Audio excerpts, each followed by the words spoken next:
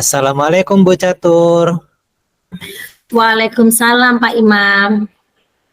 Bagaimana kabarnya hari ini Bu? Alhamdulillah sehat Pak. Pak Imam sendiri gimana kabarnya untuk hari ini? Alhamdulillah saya hari ini sehat juga Bu. Saya pengen ngobrol nih sama Bu Catur. Bu Catur ada waktu nggak untuk ngobrol sama saya? Oh iya bisa Pak, ada Pak. Nah, Bu Catur, di sini saya nih ngelihat Bu Catur nih kayaknya ada suatu masalah mungkin yang sedang dihadapi. Apa ada yang mau diceritakan atau mungkin diobrolkan dengan saya nih? Kayaknya ada suatu masalah nih kelihatannya. Iya Pak, saya itu ingin sekali berbicara dan ngobrol dengan Pak Imam mengenai pelaksanaan pengimbasan gasing yang saya lakukan di sekolah saya Pak. Oh iya, boleh banget itu Bu. Gimana tentang pengimbasan smart gasing di sekolah? Untuk pengimbasan smart gasing di sekolah saya itu berjalan dengan lancar, Pak. Namun banyak sekali yang harus saya evaluasi dan perbaiki terkait pelaksanaan pengimbasan smart gasing kemarin, Pak. Itu. Oh iya, apa kendala yang Bu Catur alami selama pengimbasan smart gasing kemarin? Ada Pak, saya itu mengalami beberapa kendala seperti banyaknya tugas yang harus saya selesaikan dalam waktu yang bersamaan sehingga saya itu tidak bisa menyiapkan bahan presentasi dengan baik. Dan saya juga mengalami masalah keluarga yang mengakibatkan saya itu tidak fokus pada penyampaian materi yang akan saya sampaikan itu, Pak. Ternyata banyak juga ya kendala yang Bu Catur alami selama pengimbasan smart gasing kemarin. Berarti ada beberapa hal nih yang perlu diperbaiki gitu Bu. Iya Pak, saya juga merasa bahwa pengimbasan kemarin itu sangat kurang maksimal itu Pak. Oh iya, tapi nggak masalah kok Bu, nggak apa-apa. Bu Catur kan sudah berusaha dengan maksimal untuk pelaksanakan kemarin. Walaupun masih ada perlu perbaikan, tapi sudah bagus itu sudah bisa melaksanakan. Kalau boleh tahu, bahan presentasi yang Bu Catur persiapkan itu berapa lama untuk mempersiapkannya? Saya itu menyiapkannya itu 1 hari sebelum pelaksanaan Pak. Karena saya masih mengerjakan tugas yang lainnya terlebih dahulu itu Pak. Untuk tugas-tugas yang lain itu apa dikumpulkan sebelum pelaksanaan pengimbasan atau setelahnya, Bu? Sebenarnya tugas tersebut itu dikumpulkan setelah pelaksanaan smart gasing. Namun saya memprioritaskan tugas tersebut karena komponen-komponen sangat banyak sekali, Pak. Apabila saya tunda, pekerjaan itu akan semakin menumpuk dan pekerjaan yang lainnya itu akan terbengkalai, Pak. Tapi saya ingin memperbaiki persiapan pengimbasan gasing ke depannya. Itu, Pak. Iya. Lalu untuk Bu Catur sendiri nih, mungkin ada strategi yang Bu Catur persiapkan untuk smart gasing ke depannya supaya pelaksanaannya lebih maksimal, nggak seperti kemarin? Kira-kira ada nggak strategi yang Bu Catur persiapkan? Ada, Pak. Strateginya itu saya itu akan membuat list pekerjaan sesuai dengan deadline jadwal yang terdekat, Pak. Selanjutnya saya berusaha memanfaatkan waktu luang sebaik mungkin untuk mengerjakan tugas yang lainnya. Sehingga semua tugas yang saya kerjakan itu terselesaikan dengan baik. Serta saya berusaha tidak mencampur adukkan permasalahan pribadi saya dengan pekerjaan saya, Pak. Gitu. Oh ya, betul itu Bu. Memang benar kita itu harus membuat list prioritas pekerjaan kita, supaya kita tahu mana yang lebih dulu harus diselesaikan, mana yang bisa diselesaikan belakangan. Juga supaya kita tahu mana yang lebih penting, walaupun semuanya penting ya Bu ya, tapi kan ada yang lebih penting dari yang penting-penting itu. Juga supaya nggak terlewatkan nih kalau kita membuat list. Benar kata Bu Catur tadi, akhirnya bisa maksimal dan tidak ada yang kelewatan gitu Bu ya. Lalu selain itu masalah pribadi juga benar tadi Bu Catur, tidak boleh dicampur adukan dengan tugas di sekolah. Masalah pribadi ya biarkan di rumah saja, tidak perlulah dibawa untuk ke sekolah. Iya, baik Pak. Lalu Bu, untuk perencanaan pengimbasan smart gasing ke depannya itu kira-kira bagaimana Bu? Untuk pengimbasannya itu saya akan menyusun bahan pengimbasan smart gasing itu secepatnya Pak. Walaupun pelaksanaannya masih lama itu. Oh iya, berarti Bu Catur akan mempersiapkan jauh-jauh hari gitu Bu ya dari Ya. pelaksanaan pengimbasan supaya persiapannya lebih matang, begitu Bu ya? Iya, iya Pak. Lalu apa ada persiapan lain Bu selain mempersiapkan lebih awal? Ada nggak persiapan lain yang Bu Catur mungkin rencanakan nih? Untuk kedepannya itu ada Pak. Pada saat pengimbasan smart gasing sebelumnya itu saya kurang melibatkan teman rekan-rekan saya yang lainnya. Sehingga pada kedepannya ini saya akan melibatkan rekan lainnya untuk mensukseskan pelaksanaan pengimbasan gasing selanjutnya. Itu. Lalu kira-kira nih Bu Catur, pengimbasan gasing ini kapan akan dilaksanakan dan kapan Bu Catur akan mulai mempersiapkan untuk pengimbasan gasing selanjutnya? Kemungkinan untuk pengimbasan smart gasing itu akan saya laksanakan pada minggu depan Pak. Itu. Oh ya, berarti Bu Catur sudah bisa untuk mengatur ya kapan harus mempersiapkan dan kapan akan melaksanakan pengimbasan smart gasing, begitu Bu ya? Iya, iya Pak. Iya. Ya. Baik Bu, alhamdulillah kita ini sudah ngobrol-ngobrol dari tadi, sudah sama-sama mengevaluasi juga pengimbasan smart gasing. Harapannya saya punya harapan dan Bu Catur juga pasti punya harapan yang sama, yaitu pelaksanaan smart gasing itu bisa berjalan lebih maksimal ya daripada sebelumnya ya.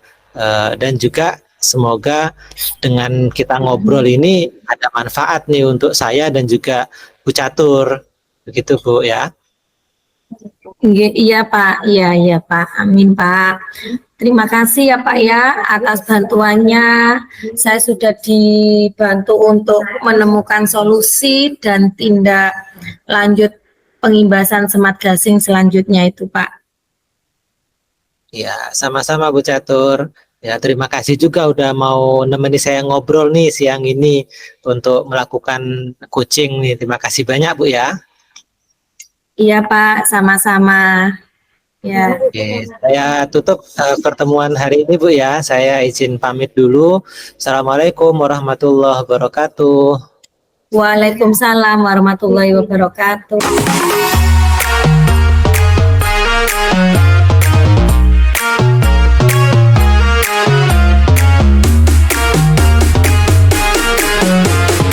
Masih ada aja yang meninggalkan sholat berjamaah gitu Bu. Oh iya, sekarang coba Pak Imam ceritakan ya, apa yang Pak Imam alami pada saat ini itu.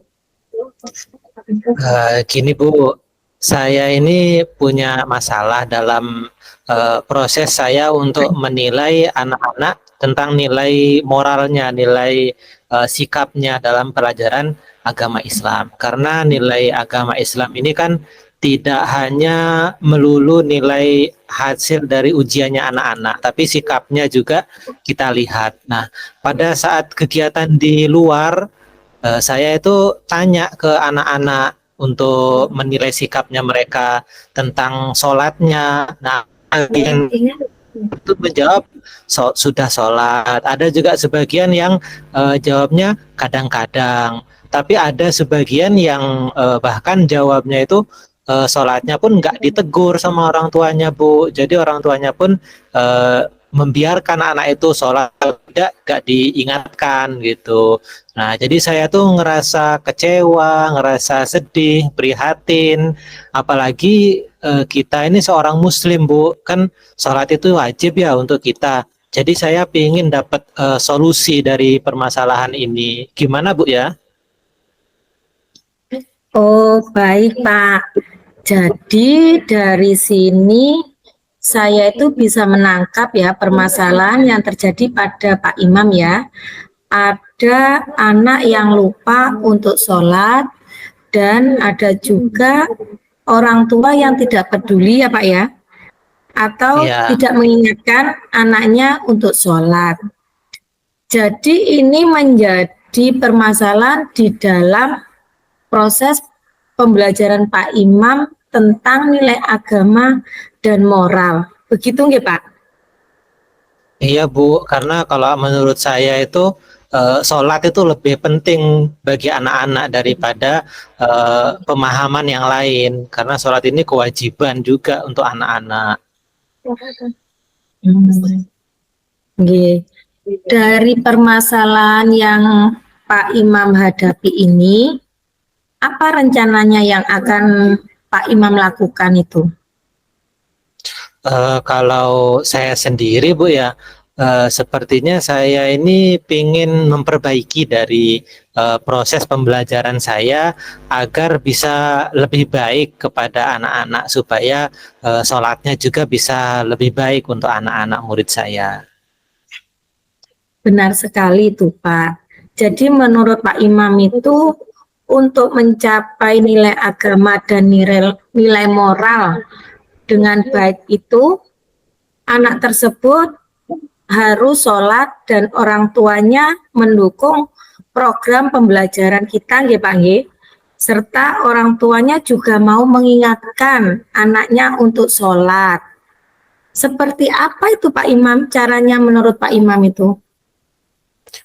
Iya Bu, jadi kalau menurut saya nilai agama itu bisa sempurna selain pengetahuannya yang baik, juga ya sholatnya harus baik juga gitu Bu. Nah jadi menurut saya mungkin anak-anak itu mulai diajarkan dari cara berwudu yang benar, cara sholat yang benar, lalu bacaan-bacaan sholat yang benar juga harus mulai diajarkan lebih baik lagi kepada anak-anak. Karena kadang anak-anak itu ada yang sholatnya itu seperti loncat-loncat gitu Bu. Maksudnya buru-buru sehingga bacaannya juga ngawur, yang awalnya mereka itu hafal tapi karena sholatnya tergesa-gesa jadi tidak bisa dengan bacaan yang baik. Lalu mungkin saya untuk memperbaiki ini memprogramkan sholat duha Bu. Jadi 1 minggu 1 kali yang dilaksanakan sesuai dengan kelasnya masing-masing. Jadi mungkin kelas 1 hari Senin, kelas 2 hari Selasa, tergantung jam pelajaran PAI-nya sesuai kelasnya masing-masing. Lalu itu untuk anak Bu ya. Jadi biar mereka terbiasa, dibiasakan sholat duha di sekolah. Nah, kalau untuk orang tua, terutama yang abai, yang acuh tak acuh, ndak menghiraukan dengan sholat anaknya sholat atau tidak, itu mungkin saya kepinginnya Bu, ada parenting orang tua atau kelas lah untuk orang tua ini, untuk mereka itu belajar supaya tahu tanggung jawabnya sebagai orang tua. Tujuan parenting ini yang nggak lain nggak bukan supaya orang tua ini bisa tahu bagaimana keluarga ideal. Bahwasanya dalam Islam itu ya orang tua memang harus untuk mengingatkan anaknya tentang sholat dan ibadah-ibadah yang lain, dan harus mengingatkan bahwasanya sholat itu penting bagi kita, terus karena kita ini orang Islam gitu Bu, mungkin dari saya. Oh iya Pak Imam. Jadi Pak Imam itu menginginkan anak-anak ini mau untuk sholat dan orang tuanya juga bisa memberi contoh dalam menjalankan kewajibannya ya Pak ya. Sebagai seorang muslim itu kita harus sholat dan mengingatkan anaknya untuk sholat. Begitu nggih Pak nggih? Itu. Iya, bener Bu, saya kepinginnya begitu. Terus bagaimana Pak Imam dengan orang tua yang masih tidak peduli dengan ini, seperti seandainya ada orang tua yang sibuk gitu ya, yang sibuk, jadi kan untuk menjalankan sholatnya itu kan bolong-bolong gitu, dan atau orang tua itu mungkin tidak menghiraukan anaknya untuk sholat, dan anak itu mungkin orang tua itu menganggap itu urusan guru. Kalau untuk sholat itu ya Pak ya. Lalu bagaimana Pak Imam menanggapinya itu? Mungkin kalau ada orang tua yang seperti itu, baiknya sih menurut saya panggil orang tuanya atau saya datangi orang tuanya untuk bicara perlahan-lahan, merefleksikan supaya saling tahulah, saling mengerti dengan tugasnya. Jadi saya berbicara dengan orang tua murid yang bersikap atau berkata seperti itu mungkin Bu. Iya, ya Pak Imam. Jadi apa yang Bapak dapat itu, apa dapat dari diskusi ini, apa Pak Imam? Itu. Mungkin yang saya dapat dari diskusi siang ini Bu, itu saat ketika pembelajaran itu kita tidak hanya menjelaskan dan menyampaikan saja kepada anak, tapi harus saya sebagai guru harus mempraktekkan juga, seperti sholat tadi harus, ya saya harus praktek jadi contoh kepada anak-anak.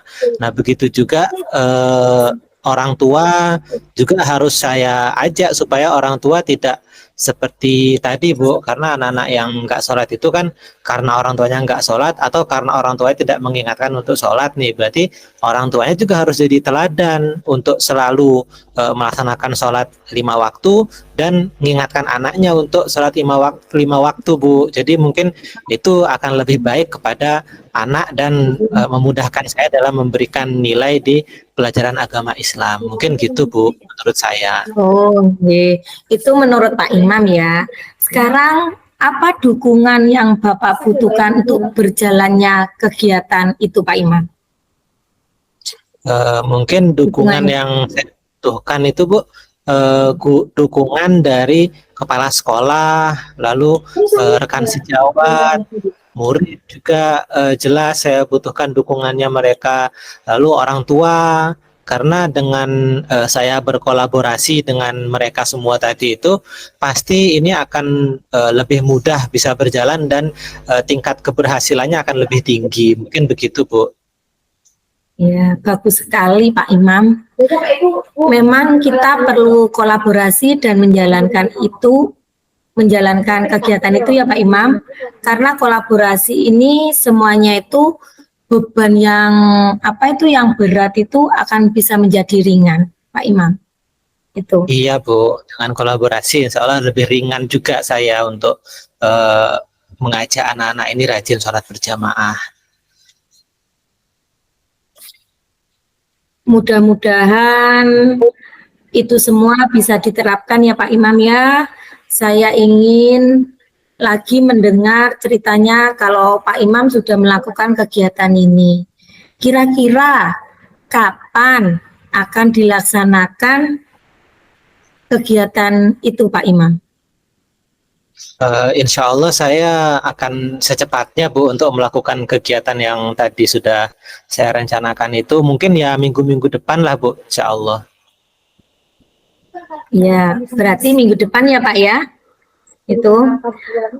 Oke, Pak Imam, saya tunggu hasilnya setelah Pak Imam mencoba seperti apa yang sudah Pak Imam jelaskan tadi dengan melakukan praktek sholat duha di sekolah, parenting dengan orang tua atau kelas orang tua dan melakukan refleksi.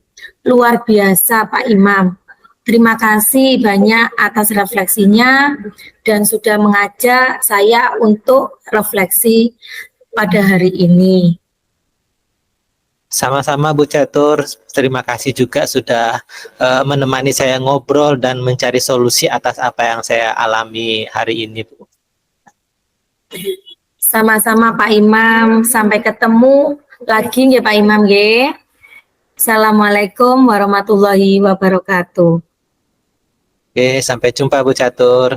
Waalaikumsalam warahmatullahi wabarakatuh.